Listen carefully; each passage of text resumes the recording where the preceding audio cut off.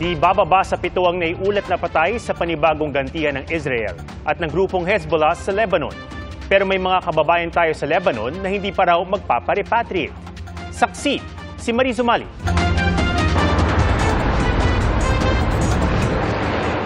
May mga pagsabog na naman kagabi sa Beirut, Lebanon. Ayon sa Israeli military, target ng kanilang airstrikes ang mga imbakan ng armas ng Hezbollah.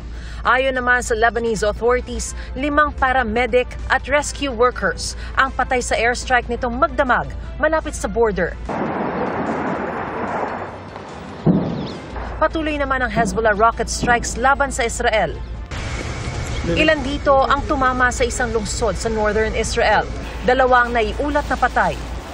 179 na Pinoy ang nananatili ngayon sa 4 na shelter sa Beirut, ayon sa Department of Migrant Workers. They're fine, they're safe and sound. We have a nurse, we have a social worker, and a doctor doing the rounds in the 4 different shelters. Mahigpit na utos ng Pangulo, immobilize ang lahat ng government resources para mapauwi ang mga Pinoy mapahimpapawid man o sa dagat.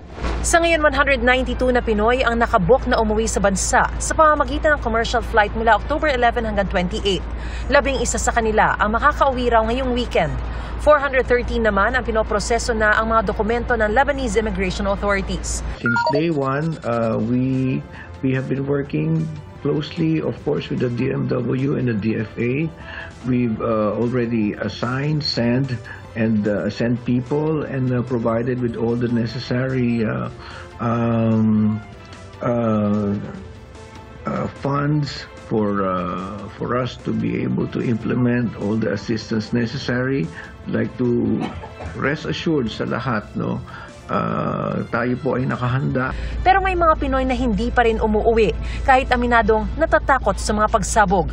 Gaya ng OFW na si Jaline na 5 taon nang naninilbihan sa Lebanon at nakapangasawa na ng Lebanese. Talagang sa palaran na lang. May mga area lang po talaga na which is pinapasabog.